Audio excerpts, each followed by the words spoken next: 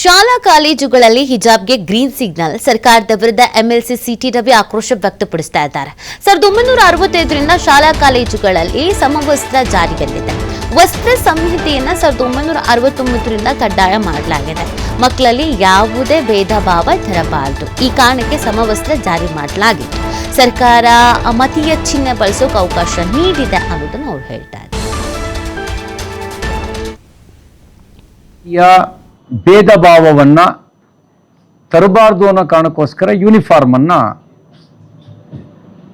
ಅಳವಡಿಸುವಂತ ಕೆಲಸವನ್ನ ಮಾಡಿದ್ರು. ಈಗ ಸರ್ಕಾರ ಮತೀಯ ಚಿಹ್ನೆಗಳನ್ನ ಬಳಸೋದಕ್ಕೆ ಅವಕಾಶ ಕೊಟ್ಟಿದೆ.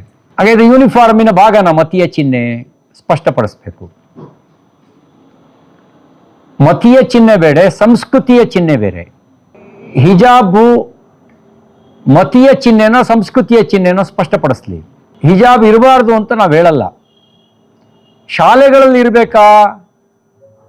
ಶಾಲೆಗಳಲ್ಲಿ ಯೂನಿಫಾರ್ಮ್ ಮಾತ್ರ ಇರಬೇಕೋ ಹಿಜಾಬು ಇರಬೇಕಾ? ಹಿಜಾಬ್ ಪಾರ್ಟ್ ಆಫ್ ಯೂನಿಫಾರ್ಮ್ ಆದರೆ ಯಾರೋ ಪ್ರಶ್ನಿಸೋಕೆ ಅವಕಾಶ ಇಲ್ಲ. ಹಿಜಾಬ್ ಪಾರ್ಟ್ ಆಫ್ ಯೂನಿಫಾರ್ಮ್ ಅಲ್ಲದೆ ಇದ್ದರೆ ಅದನ್ನ ಬಳಸೋದು, ಅದನ್ನು ಹೇಗೆ ಸರ್ಕಾರ ಸಮರ್ಥನೆ ಮಾಡುತ್ತೆ?